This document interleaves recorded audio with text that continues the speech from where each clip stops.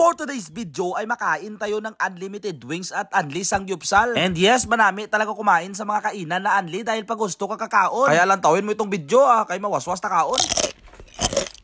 Located palang kainan na ito dito sa Tabok Suba, Haro. At pagkikita natin nga nag-agi tayo dito sa tulay para laktod. Ito yung way pakadto sa small market, Haro bala. And dito sa dulo ng tulay guys may puno ng lunok at dito mo na nga matatagpuan ang kainan na ito na ginatawag nila nga honeybee. So hindi ka matatalang no dahil nasa kilid sa ng kalsada makikita mo dyan unlimited wings and sangyupsal. And yung mga prices ng mga unlimited na mga pagkain nila dito guys nag-start lang sa 199 pesos. And kung trip mo unlimited bilao, iba't iba yung mga pagkain guys. Meron din sila and meron sila ditong unlimited sangyupsal sa halagang 249 pesos. So ito yung pwesto nila dito guys no. Hindi man gaano kalaki pero goods na ito para mag-enjoy kayo ng barkada nyo samtang nagluto-luto kayo ng samgyup lang. So yun na nga guys no. Nag-abot na dito yung mga gin-order natin. Ito na nga yung mga baboy, yung mga karne na susugbahin natin. At ito na yung mga side dish na para sa sangyup natin bla. At dahil 5 persons tayo guys bao nagaginutok man yung mga side dish sa lamisa.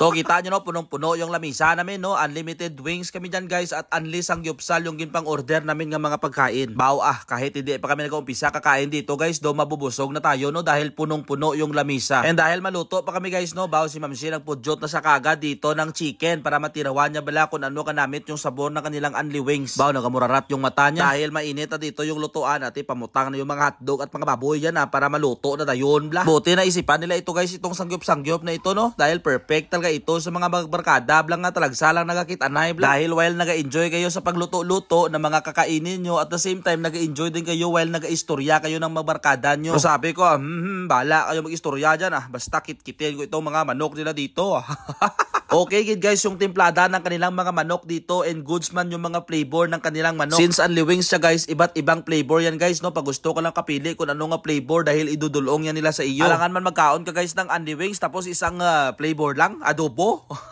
Boring man siguro guys no, magkain ng napakaraming unli wings tapos isang flavor lang. Kaya goods ito no dahil meron sila mga flavored na honey, may mga salted egg at yung may mga maanghang, meron din sila dyan. Kaya habang nagapalawid nga kain ka dito guys, hindi ka mauumay dahil kung matakan ka sa isang flavor, pwede ka mag-order na naman ng iba't ibang flavor. Kung gusto mo na flavored whiskey, pahuruman mo sa whiskey yung pakpak ng manok So sa mga sangyup naman guys, pag abot ng karne, ilagay mo na kaagad guys sa lutuan, hindi ko nga isa-isahin mo kay matagal yan maluto. Para pagkaubos mo butang, request kaliwat kay dugangan na nila. Sos parang hamot bla. Lang taon ta kung hindi mayawan itong staff na ito kadulong sa amin ng mga request namin. So sa mga flavor ng kanilang unli wings dito guys, ito talaga yung ginapaliwat-liwat ko. Bako sa nagadulong sa amin, idulungan mo lang ko ng ganito yung may honey bla. Kay manamit siya guys no, manamis-tamis na may mga konting anghang. Namit dito guys to itong kanilang salted egg flavor na ito bla no, goods na goods to kay do kananam bala ng timplada na nagtabog pa yung parte ng manok. And samtang ako dito taga-kitkit ng manok guys, ito na Ma'am Shi ko kandeng to sa guys no, dahil puro dahon dito yung ginatira niya. At marami dito guys kapag maubusan sila ng dahon na lettuce, naghahatag sila dito ng seaweed na replacement sa lettuce. Tingnan nyo bla, sausaw ni Ma'am Shi. Bao dasok ba.